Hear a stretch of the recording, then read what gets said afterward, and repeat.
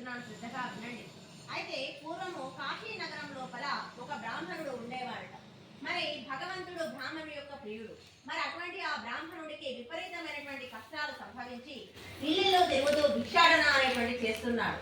మరి ఆ యొక్క జగన్నాథ్ అయినటువంటి ఆ శ్రీమన్నారాయణుడికి అనుమానం అనేటువంటిది వచ్చింది.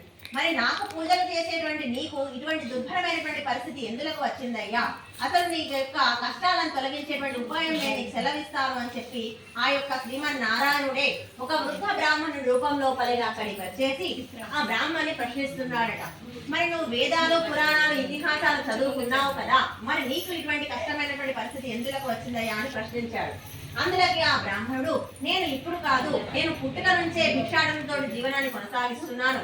మరి అటువంటి ఆ యొక్క బీద పరిస్థితులను పోగొట్టడానికి నాకు మీరేదైనా ఉపాయం చెప్పమని ఆ యొక్క బ్రాహ్మణ్ణి ఈ వృద్ధ బ్రాహ్మణుడు అడిగాడు. అలా అడగగా సాక్షాత్తు ఆ జగన్నాథుడు ఏం చెప్పాడట అంటే, ఒకటే ఉపాయం ఉంది. సత్యనారాయణ స్వామి అనేటువంటిది వ్రతం చేసినట్లయితే ఆయన శ్రీహరి అవతారమై కొలుకున్నాడు. నీవు అతన్ని సేవించినట్లయితే నీ కష్టాలన్నీ తొలగిపోతాయి అని చెప్పేసి ఆ యొక్క శ్రీమన్నారాయణుడే ఆ బ్రాహ్మణ్యకి సెలవివ్వడం అనేటువంటి చేశాడు. అలా సెలవివ్వగా ఆ వ్రత విధానం అనేటువంటిది మరి ఏ విధంగా చెయ్యాలి అని చెప్పేసి బ్రాహ్మణ్ణి కూడా వివరించాడట. గురించి చెప్పి అక్కడ నుంచి ఆ స్వామి వారు అదృశ్యమై వెళ్ళిపోయారు. ఆయన కష్టాలు తొలగించడానికి ఆయనే వచ్చి చెప్పి వెళ్ళిపోయాడు. వెళ్ళిపోయిన తర్వాత ఆ బ్రాహ్మణుడు అనుకున్నాడు, మరి ఈ యొక్క స్వామి వారికి కార్యక్రమాలు నిర్వహించాలి అని అంటే ధనము అనేటువంటిది కావాలి. నాకు తినడానికి తిండే లేదు, నేను ఇప్పుడు స్వామివారి వ్రతానికి కావాల్సిన సామాన్లు ఎక్కడి నుంచి పట్టుకోవచ్చుకుంటానయా అని చెప్పేసి ఆలోచించాడు.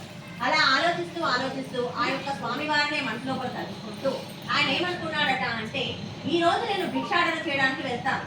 ఆ భిక్షాటనతోటి నాకు ఎంతైతే ధనం అనేటువంటి సమకూరుతుందో ఆ యొక్క డబ్బుతోటి స్వామివారికి కావలసినటువంటి పూజా సామాన్లని కొనుక్కవచ్చుకొని స్వామివారి యొక్క కార్యక్రమాలు చేసుకుంటాను అని సంకల్పించుకొని ఆయన భిక్షాటనకు బయలుదేరాడు. ఏ రోజు నాడు కూడా భిక్షం పెట్టని వాడు ఆ రోజు ఆయనను పిలిచి మరీ వాళ్ళకి భిక్షం పెట్టడం అనేటువంటి చేశారట. అందులో సంతోషించినటువంటి ఆ బ్రాహ్మణుడు మాట తప్పకుండా ఇంటికి రాగానే ఆ స్వామివారిని మనసులో ధ్యానించుకొని పూజా సామాన్లన్నీ కొనుక్కవచ్చుకొని బ్రాహ్మణ్ణి కూడా పిలుచుకొని వ్రతం అనేటువంటిది ఆచరించడం అనేటువంటి చేశాడు. అది మొదలు ఆ వ్రత ప్రభావం వలన బ్రాహ్మణుడు సకల దుఃఖములు తొలగిపోయి సకల సంపదలు పొందిన వాడే చాలా సంతోషిస్తూ జీవితాన్ని కొనసాగించాడు. ఈ విధంగా ఆయన ప్రతి వ్రతము చేస్తూ ఉండేటప్పుడు వాళ్ళు మరి రోజుగా వ్రతం చేయడం అనేటువంటి చేస్తున్నాడు. మంచి జరిగింది కాబట్టి రోజు చేసుకుంటున్నాడు. అలా చేసేటువంటి క్రమం లోపల ఒక రోజు కట్టెలు అమ్ముకొని జీవించేటువంటి ఒక వ్యక్తి ఆ కట్టెల కావడి పట్టుకొని ఆ వీధిలోకి వస్తూ ఉన్నాడట. ఆయనకి కూడా ఆకలి దప్పుకలతో ఉన్నాడు. మరి ఆ కట్టెల కావడి మోసుకునేటువంటి వ్యక్తి అలసిపోయి సొలసిపోయి ఆ కట్టెల కావడిని వాళ్ళ ఇంటి ముందర పెట్టి వీళ్ళ ఇంట్లో మంత్రాలు వినబడుతుంటే అక్కడికి వచ్చి కూర్చున్నాడట. కనీసం ఇక్కడ నాకు మంచినీళ్ళ తీర్థమో ప్రసాదమో దొరుకుతుందని చెప్పి అక్కడ కూర్చున్నాడు. ఆ వ్రతం అయ్యేంత వరకు విన్నాడు, చూశాడు. ఆ వ్రతం అంతా చూసిన తర్వాత ఆ కట్టెల కావడి వ్యక్తి ఆ బ్రాహ్మణుడు అడిగాడట, అయ్యా ఈ వ్రతం ఏం వ్రతం అంటారు, ఈ వ్రతం చేస్తే ఏ ఫలితం ఉంటుంది అని ప్రశ్నించాడు. అప్పుడు ఆ యొక్క వ్యక్తి ఈ విధంగా చెప్తున్నాడు. ఆ కట్టెలు అమ్ముకునేటువంటి జీవించేటువంటి వ్యక్తికి కూడా సంతోషించి ఈ వ్రతాన్ని సత్యనారాయణ స్వామి వ్రతం అంటారు. ఈ యొక్క వ్రతాన్ని బ్రాహ్మణులని కాదు ప్రతి ఒక్కరు కూడా ఈ వ్రతం చేయవచ్చు. ఎవరైనా సరే ఈ వ్రతం అయితే చేస్తారో వారికి సకల దుఃఖాలు తొలగిపోయి సకల సంపదలు కలుగుతాయని చెప్పి సెలవిచ్చాడట. ఆ వ్రతం గురించి తెలియచేయడమే కాకుండా వ్రత మహత్యమును కూడా తెలియచేశాడు. పోయి మరి ఈ యొక్క సత్యనారాయణ వ్రతం అనేటువంటి ఖర్చుతో కూడుకున్నది. మరి నువ్వు కూడా స్వామిని మనసులో ధ్యానించుకొని వ్రతం చేస్తానని అనుకున్నట్లయితే నీకు కూడా కోరికలు అనేటువంటి నెరవేరుతాయని చెప్పి అక్కడ నుండి పంపించాడు. ఆ కట్టెలు అమ్ముకునేవాడు కూడా సంతోషించి ఈ సత్యనారాయణ వ్రతం చేస్తే నా కష్టాలు కూడా తొలగిపోతాయి కావచ్చు అనుకొని ఆ యొక్క స్వామివారిని తలుచుకొని ఆ యొక్క కట్టెల కావడి భుజాన పెట్టుకొని ఇంటికి బయలుదేరి వెళ్ళాడు. ఆయనకి ఇంటికి వెళ్ళాడు కానీ ఇంట్లో మనసున పడతలేదు.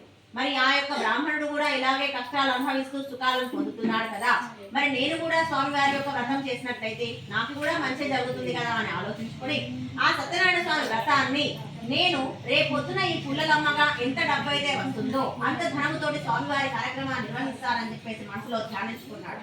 అలా ధ్యానించుకున్న వాడై ఉదయమే లేచాడు, కాలకృత్యాలు నెరవేర్చుకున్నాడు. శుచి అయినటువంటి నిశ్చలమైన భక్తితో ఆ దేవుణ్ణి తలుచుకున్నాడు. కట్టెల కావడి భుజాన పెట్టుకున్నాడు. ఏ రోజు నాడు కూడా కట్టెలు కొనని వాడు ఆ రోజు అతన్ని పిలిచి రెట్టింపు ధనంతోటి ఆ కట్టెలను కొనుక్కోవడం అనేటువంటి జరిగింది. అలా కొనుక్కోవడం వలన ఆయనకు ధనం అనేటువంటి ఎక్కువగా సమకూరి ఆ స్వామి వారికి కావలసినటువంటి అరటిపండ్లు, ఆవు పాలు, నెయ్యి, పెరుగు మొత్తం పూజా సామాగ్రి అంతా సమకూర్చుకొని బ్రాహ్మణులను కూడా పిలుచుకొని బంధుమిత్రులను కూడా పిలుచుకొని సత్యనారాయణ స్వామి వ్రతాన్ని చేసుకున్నాడు. ఆ తర్వాత అతడు ఇంటికి బంధువులను ఆహ్వానించి వ్రతము చేయగా అతను సంతోషములను, పుత్రికలను, పుత్రులను పొంది తన జీవితకాలం అంతయు కూడా సకల సుఖములు అనుభవిస్తూ అంత్యమున ఆయనకు స్వర్గలోక ప్రాప్తి కూడా కలిగిందట. బోలో రమా సహిత సత్యనారాయణ మహారాజ్ కి జై.